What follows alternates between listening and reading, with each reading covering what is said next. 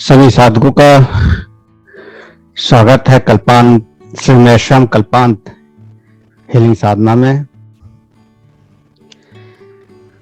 सभी video on कर लें।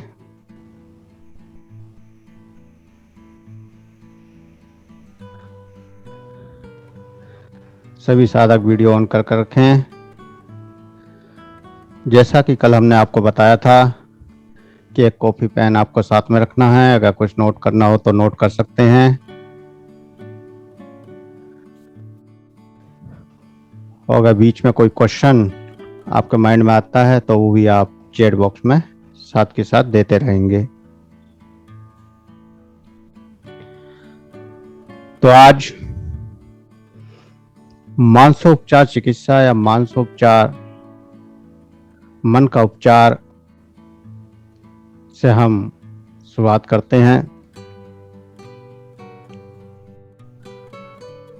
मानव को संसार की सारी सुख सुविधाएं,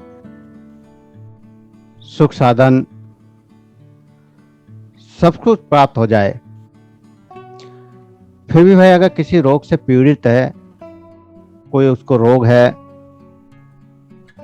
तो उसे जीवन में अभाव प्रतीत होता है, अभाव महसूस होता है। जब तक शरीर स्वस्थ नहीं है, जब तक शारीरिक सुख नहीं है, तब तक कोई भी दूसरा साधन हमें सुखी नहीं कर सकता।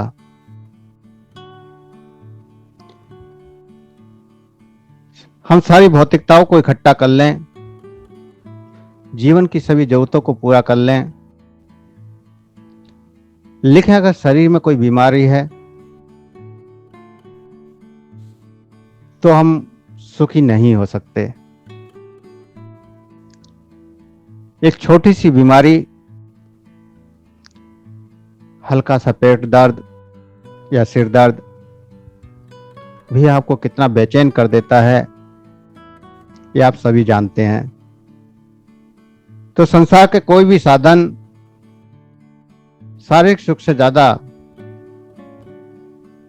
सुख नहीं दे सकता। तो शरीर में रोग अगर कोई है तो सब कुछ व्यर्थ हो जाता है। रोग शारीरिक और मानसिक दो प्रकार के होते हैं, ये आप सभी जानते हैं, और उपचार दोनों के ही जरूरी हैं। शरीर के रोग शरीर को दुर्बल बनाते हैं और मन के रोग मन को कमजोर करते हैं। शरीर के रोगों की तो गिनती की जा सकती है, 2, 4, 5, 10 रोग हो सकते हैं, लेकिन मन के रोगों की गणना नहीं की जा सकती। आपके मन में कितने रोग समाहित हैं स्वयं भी नहीं जान पाते। शरीर के उपचार के लिए मानव पानी की तरह पैसा बहाता है और आवश्यकता पड़ने पर सब कुछ निस्वार करने को तैयार रहता है, परंतु मन के रोगों के इलाज में कोई रुचि नहीं दिखाता। यह कहें कि हमें पता ही नहीं चलता कि हमारे मन में कोई रोग चल रहा है। शारीरिक रोगों के लिए उपचार के लिए एक से एक बड़े डॉक्टर हैं, एक से बड़े हॉस्पिटल हैं, परंतु मन के रोगों का निवारण करने में न तो हम सक्रियता में हैं और ना ही कोई हॉस्पिटल। सभी अस्पताल शारीरिक रोगों को ज्यादा महत्वता देते हैं। शरीर के रोगों के उपचार में जितना श्रम किया जाता है, जितनी मेहनत की जाती है, अगर उसका चौथाई भाग भी हम अपने मन के रोगों के इलाज में खर्च कर लें तो मानव जो आज अनेक अनेक दुखों से युक्त है उनसे मुक्त हो जाएगा। शरीर की बड़ी बड़ी बीमारियां मन से होती हैं, मन के रोगों से होती हैं। शरीर के रोग मृत्यु के साथ खत्म हो जाते हैं, शरीर खत्म, बीमारियां खत्म, जीवन लीला समाप्त, शरीर के रोग खत्म। फिर एक नया जन्म होगा, स्वस्थ शरीर मिलेगा। लेकिन मन के रोग जन्मों जन्मों तक, जन्मांतर तक चलते हैं।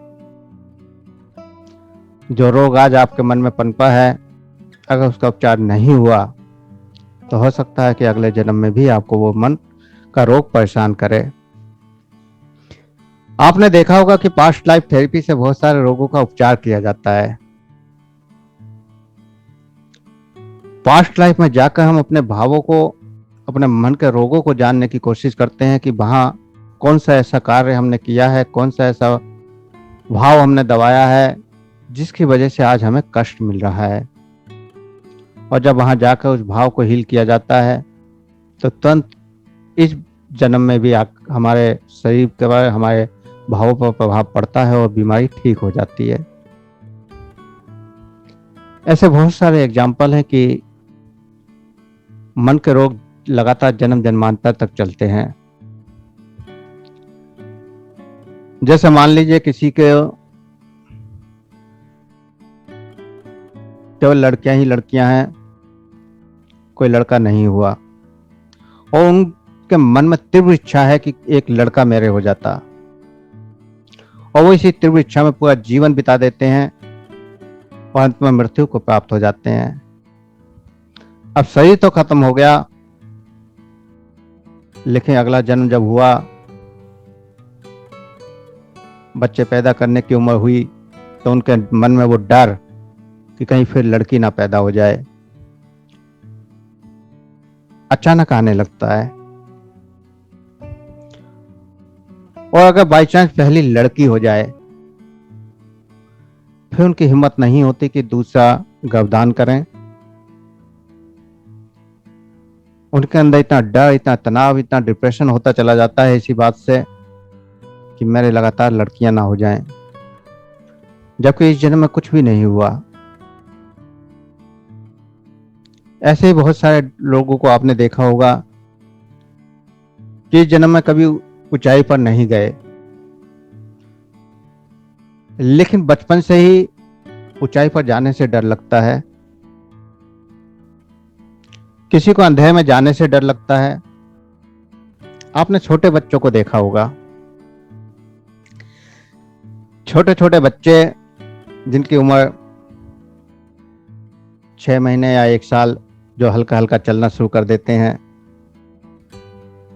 उनके सामने कोई जानवर, बिल्ली आ जाए, कुत्ता आ जाए, या कोई छोटे मोटे कीड़े, काकोच, चुईयां, अगर वो आते हैं तो वो उनको तुरंत मारना शुरू कर देते हैं। और वहीं कुछ बच्चे एक छोटे से चींटी को देखकर भी चिल्लाने लगते हैं, रोने लगते हैं, डरने लगते हैं, जबकि उन्हें किसी ने आज तक बताया नहीं है कि आपको काटेगा या आपको इससे नुकसान हो सकता है या आपको इससे फायदा हो सकता है। फिर भी उनकी प्रतिक्रिया हो रही है। तो कहीं ना कहीं पिछले जन्मों के वो मन की समस्याएं इस जन्म में भी हावी हैं। जो पिछले जन्मों में जानवरों से डरे थे, वो आज भी इस जन्म में भी जानवरों से डर रहे हैं। जो पिछले जन्मों में नकारात्मक एनर्जियों के संपर्क में रहे, नकारात्मक ऊर्जाओं से डरते थे या नकारात्मक ऊर्जाओं का प्रभाव रहा, वो इस जन्म में भी नकारात्मक ऊर्जाओं से डरते हैं और ज्यादातर नकारात्मक ऊर्जाओं के प्रभाव से ग्रस्त भी हो जाते हैं। तो इस प्रकार जन्म जन्मांतर तक लगातार हमारे मन के रोग हमारे साथ चलते हैं। भौतिक शरीर खत्म हो जाता है, लेकिन सूक्ष्म शरीर और सूक्ष्म शरीर के भी 5 चरण, जिसमें कारक शरीर, सबसे सूक्ष्म शरीर, जिसमें चेतना के पहले जन्म से लेकर आज तक के सभी क्रियाकलाप स्टोर हैं, वहां पर आपके पास सब कुछ इकट्ठा होता है और लगातार वो स्टोर होता चला जाता है। आपको इस जन्म में अगर कोई मानसिक समस्या परेशान कर रही है तो जरूरी नहीं है कि वो आपके पिछले ही जन्म की हो, वो किसी भी जन्म की हो सकती है। हो सकता है आपकी चेतना के 1000 जन्म हो चुके हों और उसमें से किसी 500वें जन्म की, 700 जन्म की या इस तरह किसी भी पुराने जन्म की कोई ना कोई समस्या आपके सामने आ सकती है। जहां इस स्टोरेज मेमोरी का आपको नुकसान है, वहां स्टोरेज मेमोरी का कई बार फायदा भी बहुत होता है। आप देखते हैं कि आपने कभी कोई कार्य है और वो कभी नहीं किया, लेकिन जैसे ही आप उस कार्य को करने लगते हैं तो वो कार्य बिना किसी से पूछे आप सहजता से कर गुजरते हैं। तो कहीं ना कहीं किसी न किसी जन्म में आपकी मेमोरी में वो चीज स्थित थी कि यह कार्य कैसे करना है और वो आप कर गुजरते हैं। तो अच्छी या बुरी जितनी भी घटनाएं जीवन में घटती हैं, कहीं ना कहीं पिछले जन्मों के कार्मिक बंधन भी आपके साथ चल रहे होते हैं और वो लगातार हमें सुख या दुख, रोग या निरोगता देते रहते हैं। पीयूष मुनि हुए हैं, उन्होंने कहा कि शरीर तथा जीवन को नश्वर मानकर भी मनुष्य मृत्यु से शिक्षा नहीं लेता और मनुष्य के अंतिम समय आने पर कोई मददगार नहीं बनता।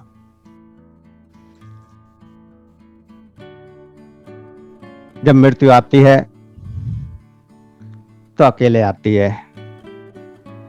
कोई संगी, कोई साथी, कोई मित्र, कोई परिवार, कोई नातेदार, कोई साथ नहीं जाएगा।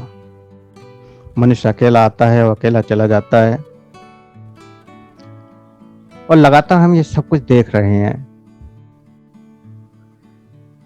सभी संगी साथी केवल दर्शक बनकर देखते रहते हैं, परंतु कोई कुछ नहीं कर पाता।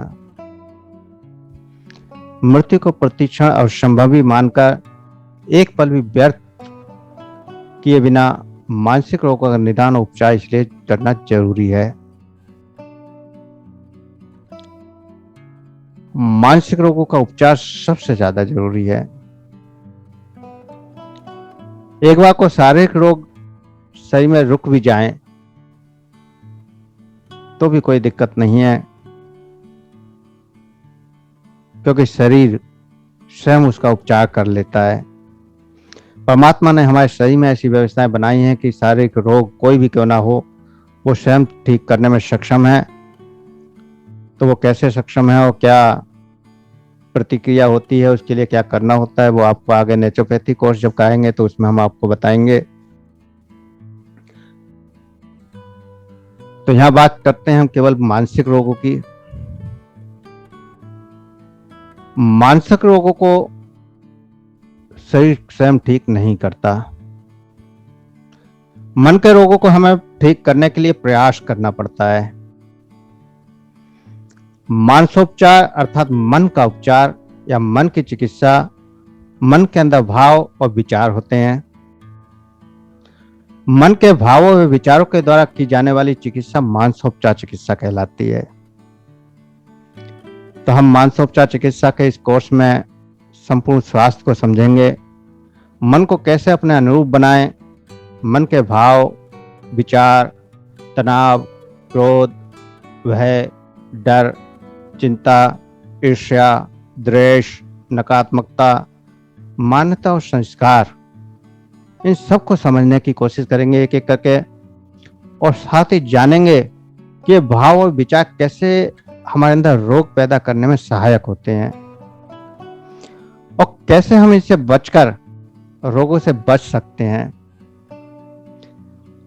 और साथ ही साथ साधना के अनेक पहलुओं को, सजगता, सकारात्मकता, दृष्टा भाव और साक्षी भाव, कैसे हमारी प्रार्थना फलीभूत होती है, राम नाम का या किसी मंत्र का क्या महत्व है, हमारा सकारात्मक नजरिया कैसे है, वो मन की शक्ति का हम कैसे प्रयोग करें, संयम या संयम के अनेक रूपों को जानने की कोशिश करेंगे।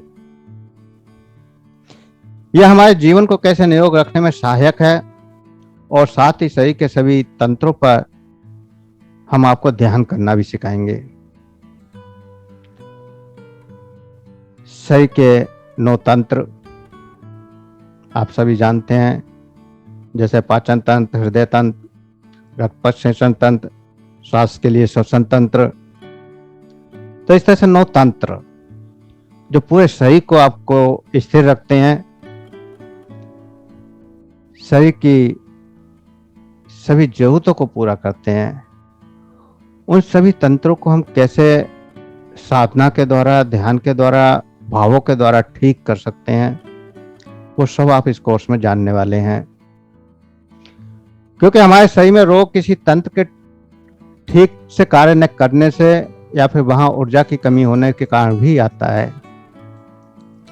तो हम जानेंगे कि कैसे हम हड्डियों के रोगों को अर्थात कंकाल तंत्र के रोगों को, पाचन संबंधी रोगों को, श्वसन संबंधी रोगों को, हृदय संबंधी रोगों को, प्रजनन संबंधी रोगों को, उत्सर्जन संबंधी रोगों को ध्यान के द्वारा कैसे ठीक कर सकते हैं, कैसे हम मन के भावों के द्वारा ठीक कर सकते हैं। साथ ही ध्यान की कुछ ऐसी छोटी छोटी क्रियाएं भी हम साथ में आपको सिखाएंगे, जिससे हमारा मन और शरीर पूर्ण रूप से स्वस्थ हो जाए। तो आइए शुरू करते हैं मन के द्वारा सभी रोगों का उपचार, कल्पांत मानसोपचार, चिकित्सा या यूं कहें कि एक आध्यात्मिक उपचार।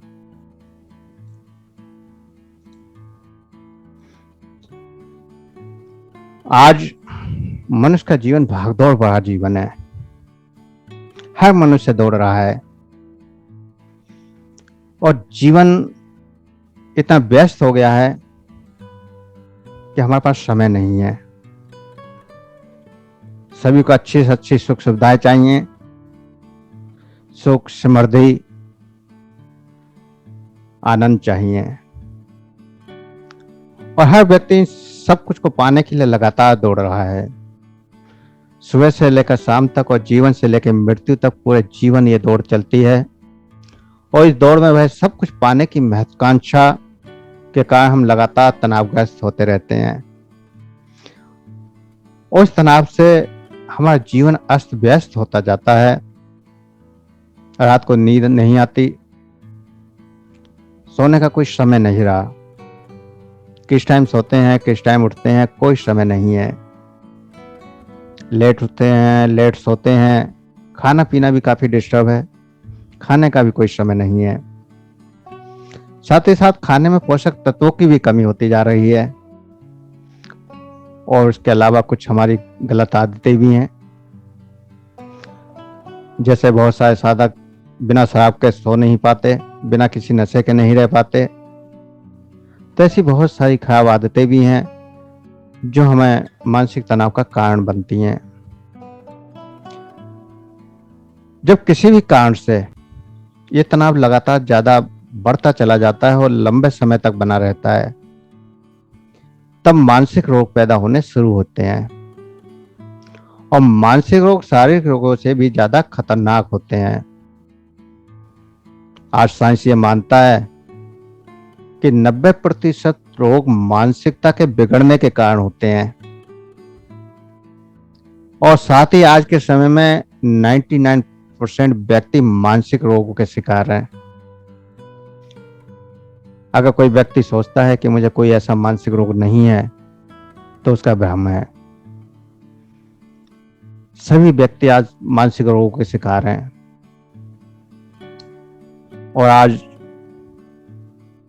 शरीर में आने वाले हृदय रोग, मधुमेह रोग, तंत्रिका तंत्र के रोग, हार्मोनल रोग, सब रोग ज्यादातर मानसिक रोगों का ही परिणाम है, जिससे हमारा स्वास्थ्य, हमारा व्यवहार, हमारा मन, हमारे सोचने का ढंग सब कुछ बिगड़ने लगता है। शारीरिक बीमारी में तो हमारा केवल शरीर का ही ढंग बिगड़ता है, या हमारे शरीर ही बिगड़ता है, हमारे ऊपर ही प्रभाव पड़ता है। लेकिन मानसिक रोगों का प्रभाव केवल स्वयं तक सीमित ना होकर आपके संपर्क में जितने भी लोग होते हैं सब पर पड़ता है। आप तो खुद मानसिक तनाव में होते ही हैं, आपके द्वारा आपके आसपास जितने भी लोग हैं, चाहे वो परिवार के लोग हों, चाहे ऑफिस में काम करने वाले लोग हों, चाहे मित्रजन हों, सबके लिए समस्या पैदा होती है। लेकिन ना तो हम इस बात को समझ पाते हैं, ना ही सामने वाला ये बात समझ पाता है। तो इस तरह से बीमारियां पैदा होने लगती हैं और इस सब से मुक्ति के लिए, जीवन में आनंद के लिए दिनचर्या और सोचने के ढंग को बदलने की जरूरत है। हालांकि ये इतना आसान तो नहीं है, लेकिन कहा जाता है कि मनुष्य के लिए कुछ भी नामुमकिन नहीं है।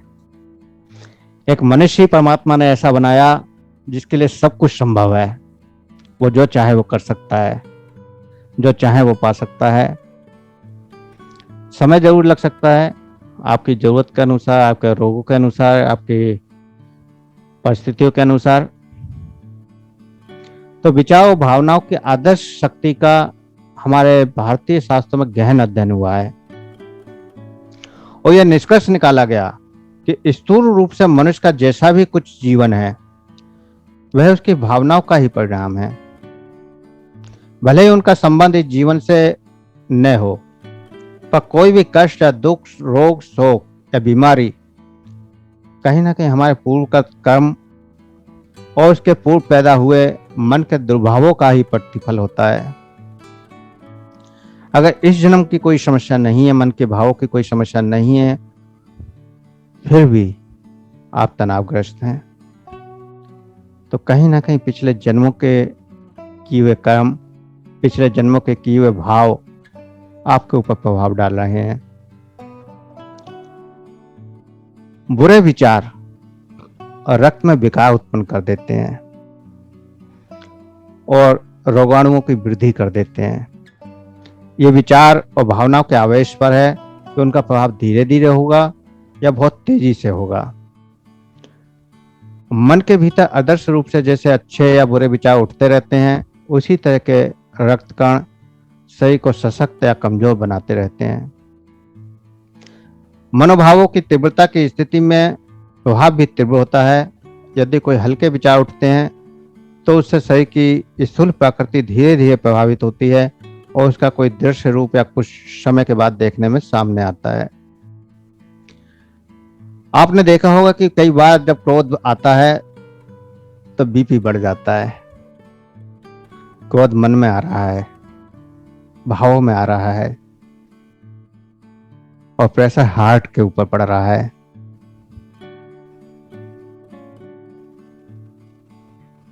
कई बार आपको जब ऐसा भी देखा गया है कि जब अचानक कोई ज्यादा डर जाता है तब भी हार्ट के ऊपर प्रेशर पड़ता है, हार्ट की बीप बढ़ जाती है। कई बार अचानक कोई बुरी खबर मिल जाए, सीधे आपके नाभि चक्र पर अटैक होता है और नाभि चक्र पर अटैक होने के बाद तुरंत आपको फ्रेश होने जाना पड़ता है। तो प्रत्येक भाव, अगर तीव्र गति से कोई भाव आपके ऊपर आता है तो तुरंत उसका प्रभाव शरीर पर कैसे पड़ रहा है, कहां पर पड़ रहा है, वो आप सहजता से जान पाते हैं। लेकिन वही भाव जब धीरे धीरे आता है, लगातार आप चिंता करते रहते हैं, लगातार किसी के प्रति ईर्ष्या करते रहते हैं, लगातार मन में किसी के प्रति द्वेष भाव रखते हैं, तो वो भी रोगों का कारण बनते हैं। अगर लगातार प्रेम का भाव कम होता चला जाए, आपको लगने लगे कि जीवन में मुझे कोई प्रेम नहीं करता, मेरा जीवन नश्वर होता जा रहा है, ऐसे रोगों को हार्ट रोग जल्दी होता है। जितने भी हार्ट पेशेंट हैं, हाई बीपी वाले पेशेंट हैं, वो अपने जीवन में झांक कर देखें कि उनको जीवन में प्रेम की कितनी कमी महसूस होती है। तो सहजता में आप जान जाएंगे कि आपका जो बीपी का कारण कहाँ है। हम कहते हैं कि बीपी का कारण कोलेस्ट्रॉल बढ़ गया इसलिए हो गया। ठीक है, कुछ प्रभाव डाल सकता है, शरीर परिवर्तन भी प्रभाव डालते हैं, लेकिन आपके भाव उससे कई गुना ज्यादा प्रभाव डालते हैं। आपको बीपी रहता है, आप कुछ दिन ऐसे वातावरण में रहिए जहां आपको अच्छा लगता हो, जहां आप केवल अंदर से खुश रह सकते हो, जहां केवल आनंदित रह सकते हो। आप देखेंगे कि आपका बीपी बिल्कुल नॉर्मल रहने लगा है, बिना किसी मेडिसिन के। श्वास का रोग, दमे का रोग, आपके लगातार द्वेष करने से, ईर्ष्या करने से पैदा होता है। तो और भी भावों के बारे में आगे बताएंगे हम कि किस भाव से क्या रोग पैदा होता है। तो मनोभावों की तीव्रता की स्थिति अगर तीव्र होती है तो बहुत तेजी से आपके अंदर प्रभाव पड़ता है और आप सहजता से पता कर पाते हैं, और अगर धीरे धीरे यही गति होती है तो आपको पता भी नहीं चलता, आपका शरीर रोगी बन जाता है। जैसे कि डायबिटिक होना या हार्ट अटैक आना। लगातार भावों को दबाते जाते हैं और लगभग 25-30 साल में स्थिति ये हो जाती है कि अचानक हार्ट अटैक आ जाता है। तो ये सब कुछ इतना आसान नहीं है, बहुत धीरे धीरे स्लो मोशन में भी हमारे भाव हमारे ऊपर प्रभाव डाल रहे होते हैं। क्रोध हमारे लीवर पर इतना बुरा प्रभाव डालता है कि अपच, दस्त, स्त्रियों में मासिक धर्म के रोग प्रकट हो जाते हैं। जिस समय अगर आपको क्रोध आ रहा हो, उसके अगले दिन आप देखिएगा आपको पेट संबंधी कोई ना कोई समस्या जरूर हो जाएगी। आप रोजाना नॉर्मल फ्रेश होते हैं, कोई एसिड नहीं बनता, कोई गैस नहीं बनती, कोई जलन नहीं होती, बड़ा आराम से पाचन हो जाता है। लेकिन अगर आपने क्रोध कर लिया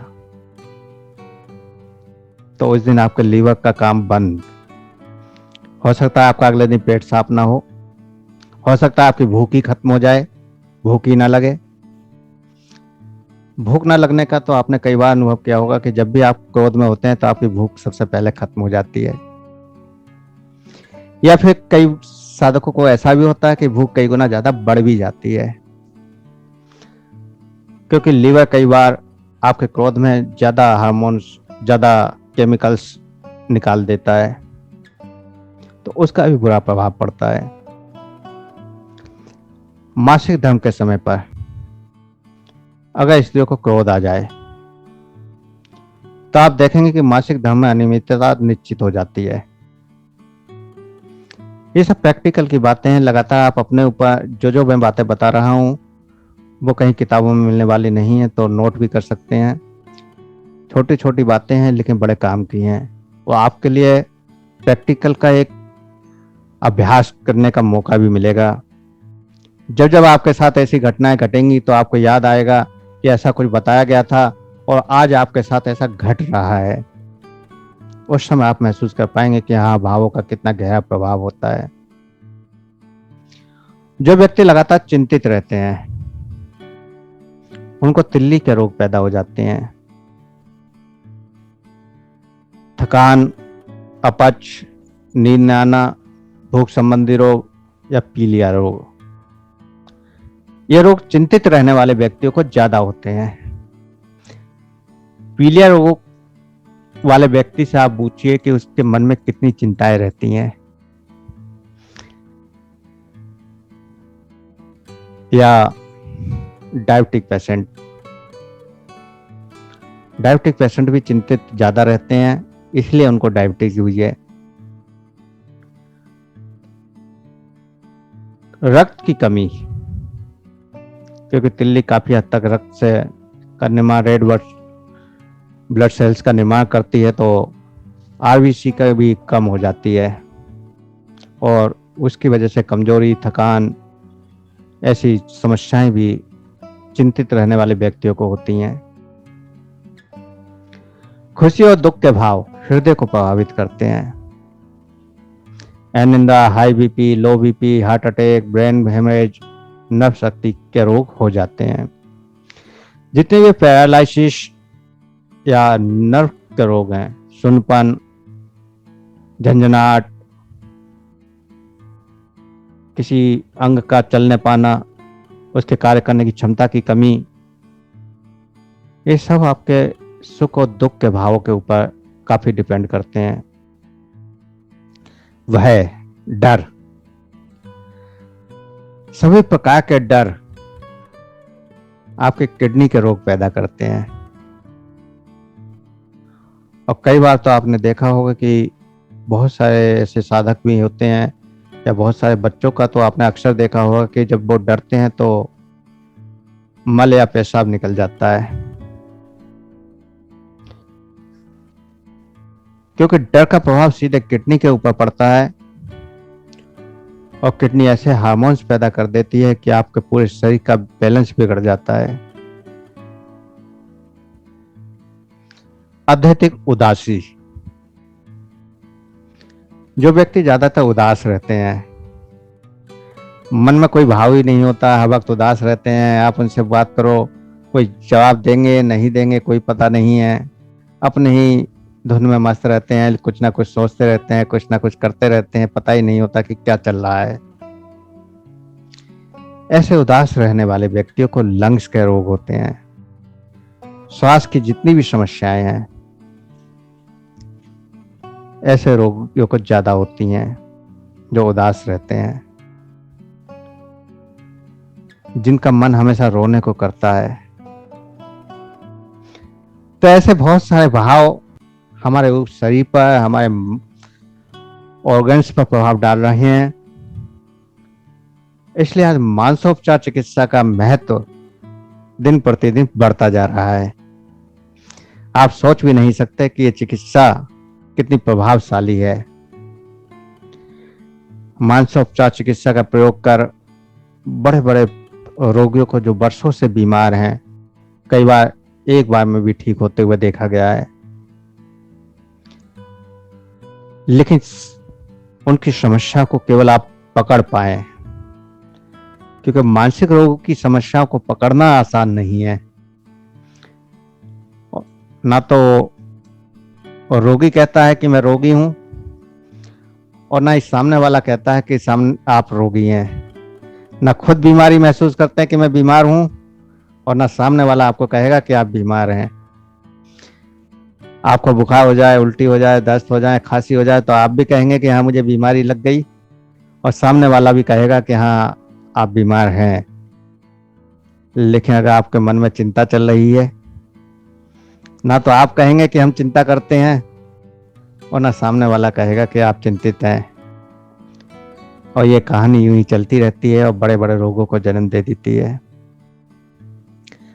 तो स्वास्थ्य क्या है? आपने कल सुना था कि पहला सुख निरोगी काया, दूजा सुख घर खोवे माया, तीजा सुख कुलवंती नारी, चौथा सुख पुत्र सुत आज्ञाकारी, पंचम सुख भाई बलवीरा, छठा सुख हो राज में सीरा, सप्तम सुख सब देश में बासा, अष्टम सुख हो पंडित पासा, नौवा सुख हो मित्र घनेरे, ऐसे नर नहीं जग बहुतरे। जिनके पास ये सारे सुख हों, ऐसे बहुत कम मनुष्य इस दुनिया में हैं। और इनमें सबसे बड़ा सुख है निरोगी काया। कोई आदमी तभी अपने जीवन का पूरा आनंद उठा सकता है जब वह शारीरिक मानसिक रूप से स्वस्थ रहे, और स्वस्थ शरीर में ही स्वस्थ मस्तिष्क निवास करता है। इसलिए मानसिक स्वास्थ्य के लिए भी शारीरिक स्वास्थ्य अनिवार्य है।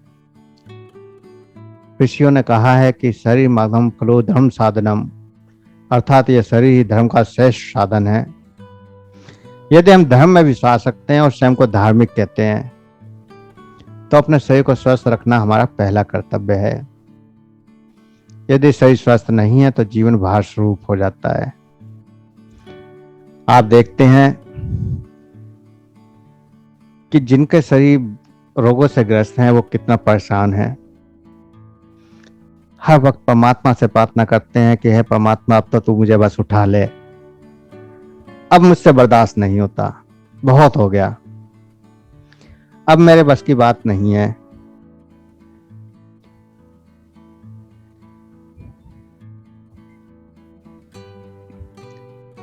तो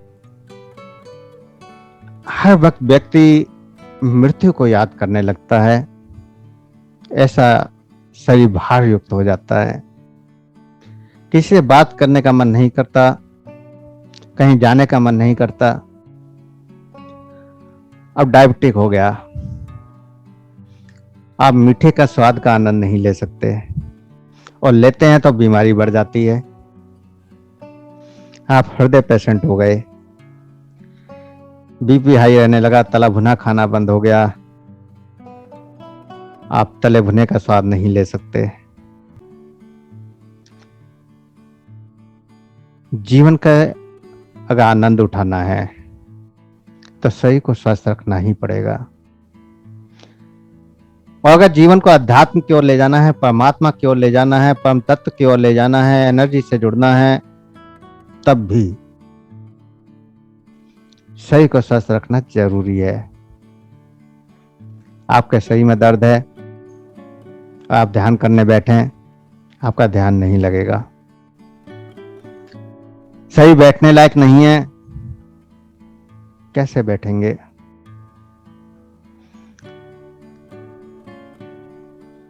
आप ना मंत्र जाप कर सकते हैं, ना कोई कर्मकांड कर सकते हैं, ना कोई साधन कर सकते हैं। तो चाहे आप आध्यात्मिक रास्ते पर जा रहे हो, चाहे भौतिक रास्ते पर जा रहे हो, किसी भी रास्ते पर आप जाएं, शारीरिक स्वास्थ्य सबसे जरूरी स्वास्थ्य है। तो प्रश्न उठता है कि स्वास्थ्य क्या है? किस व्यक्ति को हम स्वास्थ्य कह सकते हैं कि यह व्यक्ति स्वस्थ है? तो साधारण रूप से तो यही माना जाता है कि किसी प्रकार का कोई शारीरिक रोग नहीं है या कोई मानसिक रोग नहीं है तो हम स्वस्थ हैं।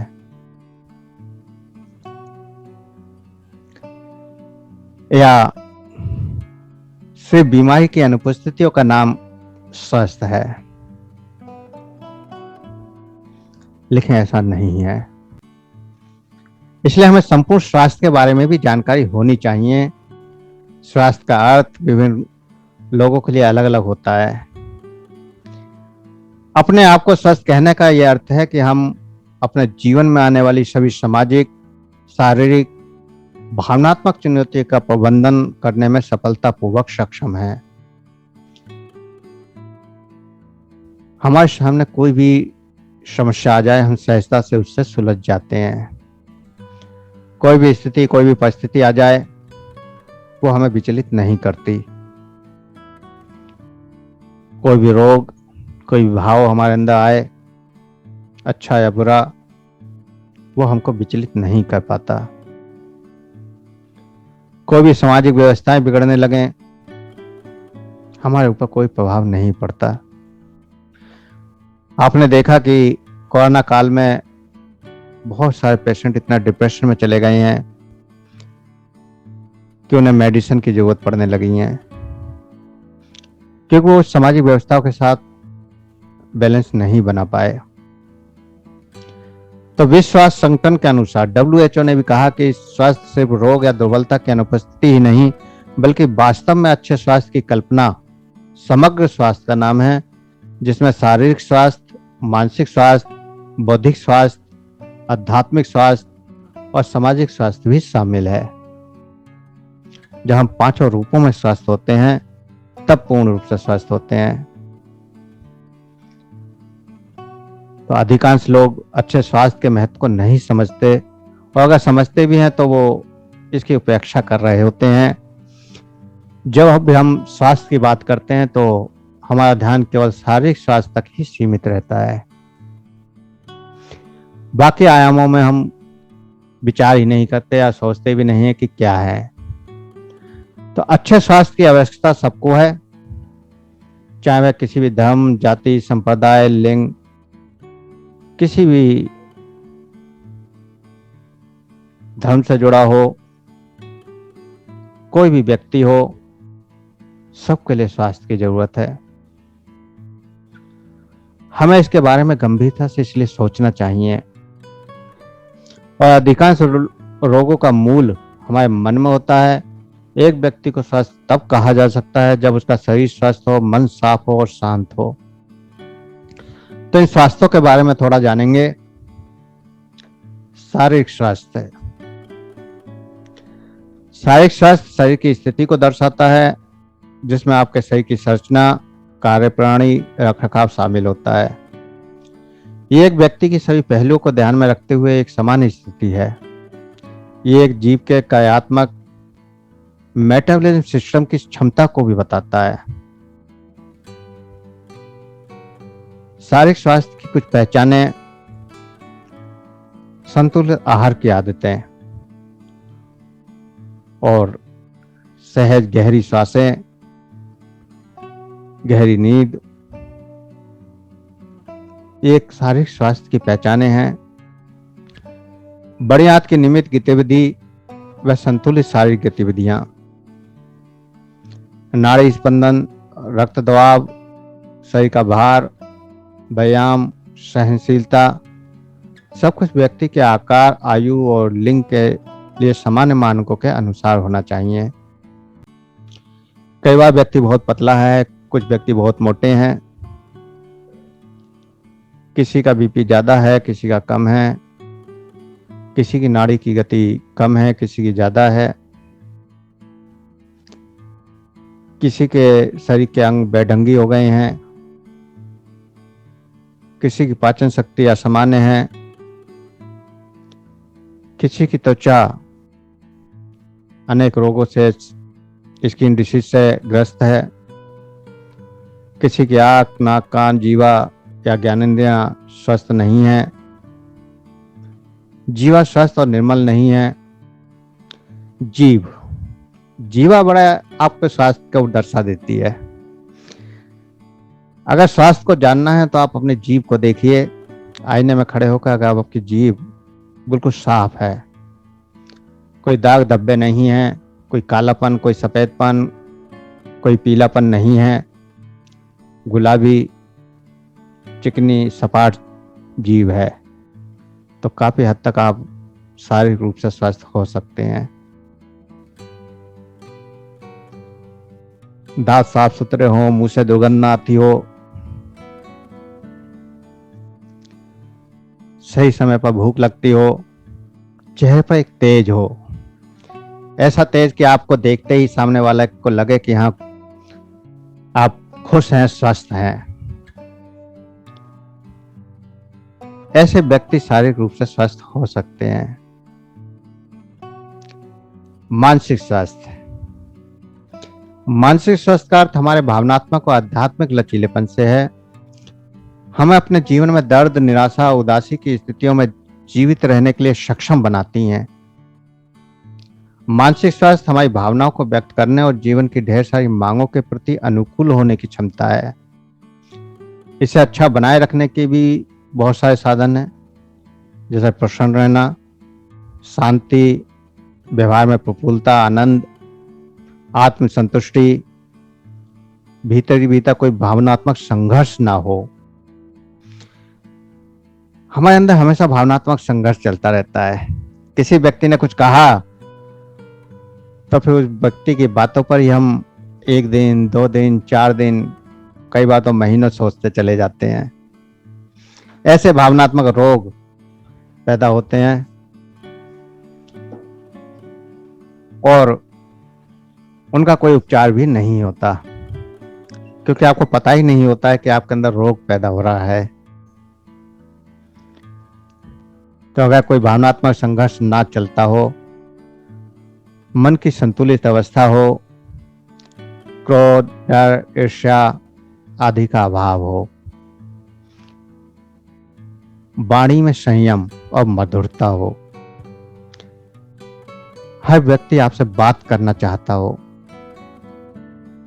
कुशल व्यवहार हो, संतोषी जीवन, परोपकार और समाज सेवी वाला भाव, दया, प्रेम, करुणा का भाव आपके अंदर हो, ऐसी स्थितियां अगर आपके अंदर समाहित हैं तो आप मानसिक रूप से स्वस्थ हैं। मन से स्वस्थ हैं, सॉरी मानसिक नहीं, मन से स्वस्थ हैं। बौद्धिक स्वास्थ्य, ये किसी के भी जीवन को बढ़ाने और कौशल और ज्ञान को विकसित करने के लिए संज्ञानात्मक क्षमता है। हमारी बौद्धिक क्षमता हमारी रचनात्मकता को प्रोत्साहित और हमारे निर्णय लेने की क्षमता में सुधार करने में मदद करता है। हम रचनात्मक हैं या नहीं हैं? हम किसी भी नए कार्य को करने के लिए, नए कार्य को सीखने के लिए, नए कार्य को समझने के लिए ललायित होते हैं या नहीं? अगर हम बौद्धिक रूप से स्वस्थ हैं तो हम हमेशा कुछ ना कुछ नया सीखने के लिए या कुछ ना कुछ नया करने के लिए तैयार रहते होंगे। हमारी बुद्धि हमेशा कुछ ना कुछ नया पाने के लिए उत्साहित रहती है। हमारे अंदर शिष्टता, भावनात्मक शुद्धि समाहित रहती है। आत्म संयम, डर, क्रोध, मोह, जलन, अपराध बोध, चिंता आदि का कोई प्रभाव हमारे माइंड पर या हमारी बुद्धि पर नहीं पड़ता। और सबसे बड़ी बात है कि हम लोभ के वश नहीं होते। अगर हमारी बुद्धि किसी लालच में नहीं आती तो हम काफी हद तक बुद्धिक रूप से स्वस्थ कहलाते हैं। आत्मिक स्वास्थ्य है हमारा अच्छा स्वास्थ्य। आध्यात्मिक रूप से अगर स्वस्थ नहीं है तो भी अधूरा है। जीवन का सही उद्देश्य क्या है? हमारे जीवन की तलाश क्या है? हमारा इस जीवन में, इस संसार में आने का उद्देश्य क्या है? हम क्यों इस संसार में आए? हमें क्या पाना है? हम क्या चाहते हैं? इन सब सवालों के अगर जवाब आपके अंदर उठते हैं, इन सवालों की तलाश अगर आप करते हैं तो आप आध्यात्मिक रूप से स्वास्थ्य की ओर बढ़ रहे हैं। प्राणी मात्र के प्रति कल्याण की भावना, सर्वे भवन्तु सुखिनः, सभी सुखी हों, ऐसा भाव जब आपके अंदर जागृत होता है, तन मन धन की शुद्धता, भावों की शुद्धता, सबके प्रति परोपकार, सहानुभूति, चैत्र में संयम, सकारात्मकता, आत्मिक उत्थान, भौतिक जगत की वस्तुओं में मोह न होना, ऐसी बहुत सारी चीजें अगर आपके अंदर हैं तो आप आध्यात्मिक स्वास्थ्य व्यक्ति कहलाते हैं। और अंतिम आता है सामाजिक स्वास्थ्य। सामाजिक स्वास्थ्य हम जीवन के जितने भी व्यवहार कर रहे हैं वो सब सामाजिक स्वास्थ्य के अंतर्गत आते हैं। रिश्तों का निर्माण करना, रिश्तों को सही से निभाना, अपनी जिम्मेदारियों को पूर्ण करना और उनको पूरा करते हुए खुश भी रहना। समाज में होने वाली बहुत सारी जैसे प्रदूषण या गंदगी फैलाना या फिर वृक्षारोपण न करना, जगह जगह गंदगी अगर इकट्ठी है, पानी इकट्ठा है तो उसके प्रति हमारे अंदर की इसकी सफाई कर दें। ऐसे अगर भाव आते हैं, लगातार हम वृक्षारोपण करते हैं समाज के कल्याण के लिए, जल की प्रबंध करते हैं, गर्मियों में आसपास मच्छर ना हो, मक्खी ना हो, इसके लिए सफाई व्यवस्था बनाने की कोशिश करते हैं। जन कल्याण के लिए बहुत सारे ऐसे कार्य जिससे औरों का भला हो। हमारे संबंध सबसे मधुर हो, चाहे वो फिर कोई परिवार का हो चाहे बाहर का हो। अंधविश्वास और गलत धारणाओं से मुक्त हो। कोई भी अंधविश्वास हमारे ऊपर प्रभाव न डाले। ऐसी चीजों से अगर हम मुक्त हैं तो काफी हद तक हम सामाजिक रूप से भी स्वस्थ हैं। तो इस प्रकार हम अगर ये गुण हमारे अंदर हैं तो हम पूर्ण रूप से स्वस्थ होते हैं। लेकिन मुझे लगता है कि किसी के अंदर एक स्वास्थ्य, किसी के अंदर दो स्वास्थ्य, पूर्ण रूप से कोई स्वास्थ्य नहीं होता। कहीं ना कहीं कोई ना कोई घटनाएं जो होती हैं, घटती हैं। तो इस प्रकार हम लगातार आगे बढ़ेंगे। आज एक छोटा सा अभ्यास इसी कड़ी में। सभी वीडियो ऑन कर लें। जिन्होंने अभी तक वीडियो ऑन नहीं किया है वो भी वीडियो ऑन कर लें और सहजता से बैठ जाएं। अब बातें सुनने के लिए तो आप कैसे भी थे, किसी भी स्थिति में थे, लेकिन अब सहजता से बैठ जाएं।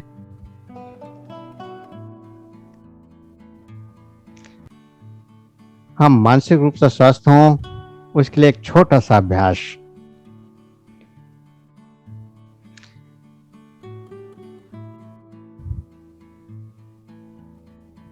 सभी वीडियो ऑन कर लें और सहज होकर बैठ जाएं।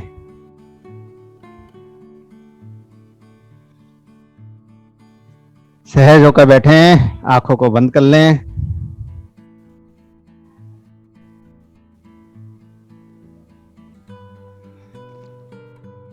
हाथों को ज्ञान मुद्रा में रखें। सहज होकर बैठ जाएं। किसी भी तरह से बैठ जाएं, किसी भी आसन में। कोई जरूरी नहीं है कि आपको कोई आसन लगाना है, किसी भी तरह से सहज होकर बैठ जाएं। आंखों को बंद कर लें।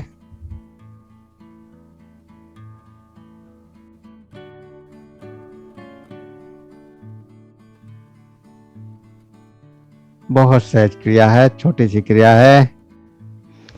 आंखों को बंद कर लें और स्वयं को महसूस करें। स्वयं का एहसास करें और स्वयं के चेहरे को देखें। आपने सबने आईने में अपने आप को कई बार देखा है, हजारों बार देखा है। तो आज अपने चेहरे को देखें और चेहरे को देखने के प्रति सजग हो जाएं। चेहरे को देखने के प्रति सजग हो जाएं। पूरी चेतना शक्ति से, पूरे भावों से, पूरे सकारात्मकता से अपने चेहरे को देखें। जब आप अपने चेहरे को देखते हैं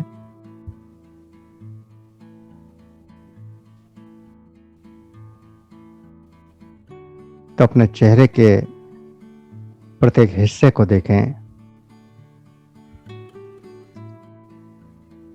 बालों को देखें, आंखों को देखें, कानों को देखें, गालों को देखें, होठों को देखें, नाक को देखें। पूरे चेहरे का एहसास करें, जैसे पहली बार आप अपना चेहरा महसूस कर रहे हो। पहली बार अपना चेहरा आप देख रहे हो और उस चेहरे को देखते हुए इस समय आपके अंदर मन में क्या भाव आ रहा है, उस भाव का एहसास करें।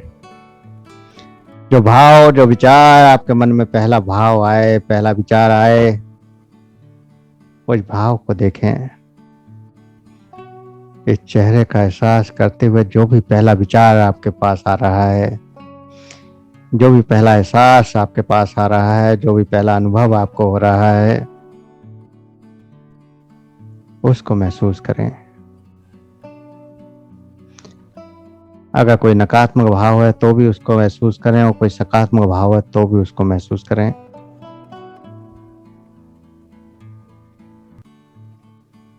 और इस नकारात्मक और सकारात्मकता दोनों के बीच में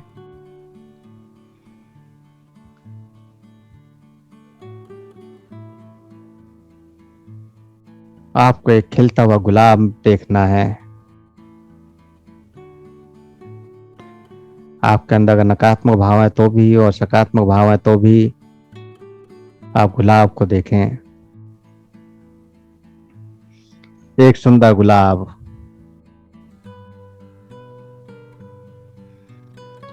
एक सुंदर गुलाब की कल्पना करें।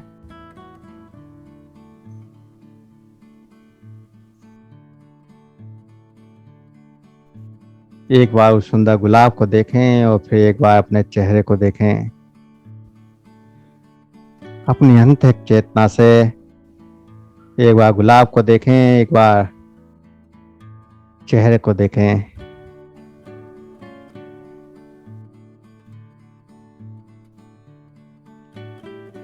और फिर अपने अंदर आते हुए बदलावों को महसूस करें। एक सुंदर गुलाब आपके चेहरे के अंदर आपके भावों को बदलने लगता है, आपके अंदर सकारात्मकता का प्रसार करने लगता है और चेहरे पर एक आनंद का भाव प्रकट होने लगता है, एक प्रसन्नता का भाव प्रकट होने लगता है।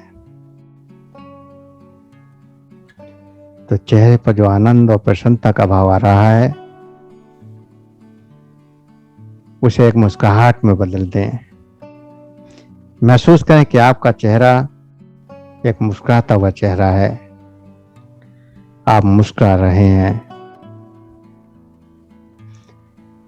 और अपने आप को मुस्कुराता हुआ महसूस करें। अंदर की मुस्कुराहट बाहर चेहरे पर आने लगे। जो आप अंदर से मुस्कुरा रहे हैं वो बाहर भी प्रकट होने लगे। आपके चेहरे पर, आपके होठों पर वो मुस्कुराहट दिखाई देने लगे। आप मुस्कुराहट के भाव को, आनंद के भाव को इतना गहराई से स्वीकार करें कि आपका शरीर, आपका चेहरा, आपके होठ मुस्कुराने लगे और यह मुस्कुराहट फिर शरीर के प्रत्येक सेल्स तक पहुंच जाए। यह मुस्कुराहट आपके शरीर के प्रत्येक सेल्स तक पहुंच जाए। यह मुस्कुराहट आपके हृदय तक, आपके लीवर तक, आपके लंग्स तक, आपके किडनी तक, आपके स्टमक तक, आपके आंतों तक, सारे ऑर्गन्स में फैल जाए। जो आप चेहरे से मुस्कुराते हैं, आपका हृदय मुस्कुराता है, आपका लीवर मुस्कुराता है, आपकी किडनियां मुस्कुराती हैं, आपकी आंतें मुस्कुराती हैं, शरीर का एक एक ऑर्गन्स मुस्कुराता है। और इस मुस्कुराहट का एहसास, ये छोटा सा एहसास, पहला अभ्यास जो आपको मन के रोगों को दूर करने में काफी सहायक है। इस मुस्कुराहट का अनुभव आपको 15 मिनट रोजाना करना है। जब आप 15 मिनट रोजाना करेंगे तो आपके मन के जब जितने भी रोग क्यों ना हो, सब धीरे धीरे ठीक होने लगेंगे। आपको नींद नहीं आती होगी, नींद आने लगेगी। तनाव रहता होगा, तनाव खत्म हो जाएगा। एंजाइटी रहती होगी, एंजाइटी खत्म हो जाएगी। कोई भी समस्या क्यों ना हो, मन की सभी समस्याएं आपकी हल होने लगेंगी। तो 15 मिनट का अभ्यास आपको रोजाना करना है और इस अभ्यास में इस आनंद को, इस प्रसन्नता को, इस मुस्कुराहट को महसूस करते हुए 2 गहरे लंबे सांस भरें। हाथों की उंगलियों में हलचल करें, हथेलियों को रब करें, गर्म करें, आंखों पर लगाएं, चेहरे पर लगाएं और धीरे धीरे आंखें खोलते हुए चेतना में वापस आ जाएं। तो आज के लिए इतना ही।